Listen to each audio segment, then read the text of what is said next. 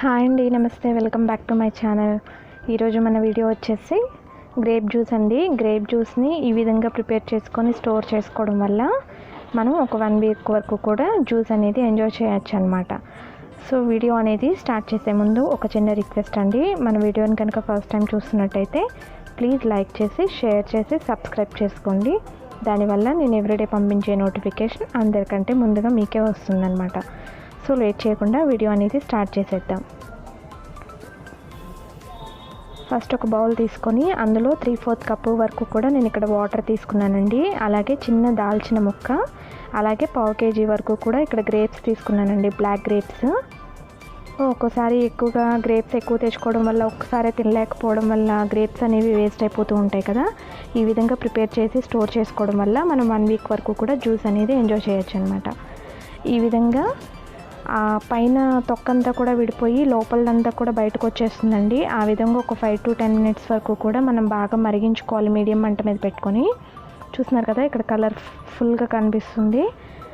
ఈ విధంగా ఒక 5 to 10 minutes వరకు కూడా ఉడికించుకున్న తర్వాత దీన్ని కొంచెం తిక్కవనివ్వాలండి. మరి పలచగాను తీసేయకూడదు, కొంచెం ఉడకనివ్వాలి బాగా. అప్పుడే అందులో ఉన్నది స్వీట్నెస్ అంతా కూడా వాటర్లోకి వస్తుంది.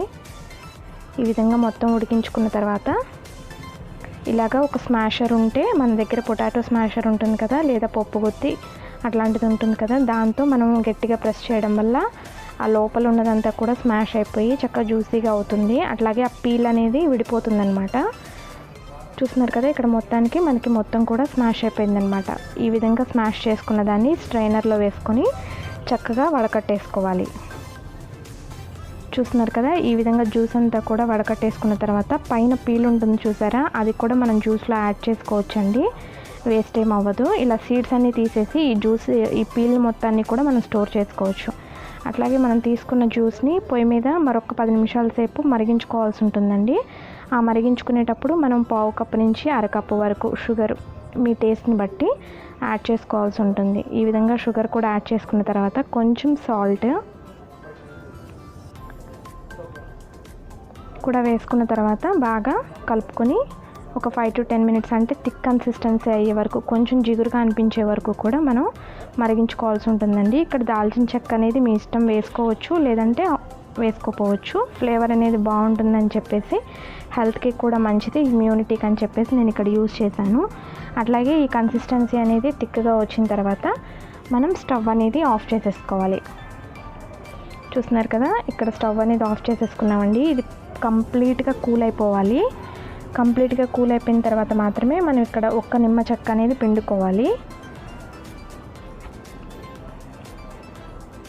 చూస్తున్నారు కదా, ఈ విధంగా నిమ్మ చెక్క కూడా కలుపుకున్న తర్వాత బాగా కూల్ అయిపోయిన తర్వాత మాత్రమే మనం ఇలాంటి గ్లాస్ జార్లో స్టోర్ చేసుకోవాల్సి ఉంటుందండి. ఒక 1 వీక్ పాటు ఇది నిల్వ ఉంచుకోవాలి కాబట్టి మనం గ్లాస్ జార్లో స్టోర్ చేసుకుంటే బాగుంటుందన్నమాట.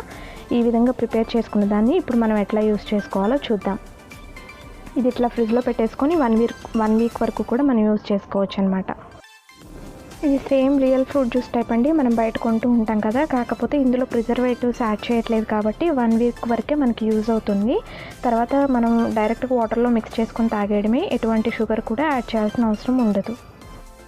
చూస్తున్నారు కదా, ఇప్పుడు ఒక గ్లాస్ అనేది తీసుకొని డైరెక్ట్గా అయినా తాగేసేయచ్చు, లేదా కూలింగ్ ఇష్టపడే వాళ్ళు ఐస్ క్యూబ్స్ వేసుకొని కూడా మనం ఈ డ్రింక్ అనేది ప్రిపేర్ చేసుకోవచ్చండి. ఈ విధంగా ఒకసారి గ్లాస్ జార్లో ఉన్న లిక్విడ్ మొత్తాన్ని కూడా ఒకసారి బాగా మిక్స్ చేసుకొని అందులో మనకి ఎంతైతే చల్లదనం కావాలనుకుంటున్నామో అన్ని ఐస్ క్యూబ్స్ అనేవి యాడ్ చేసుకోవచ్చు, లేదా డైరెక్ట్గా అయినా కూడా మనం తీసుకోవచ్చు. ఈ విధంగా ఈ సిరప్ని మనకి ఒక 1/2 గ్లాస్ తీసుకుంటే సరిపోతుందండి ఒక గ్లాస్కి.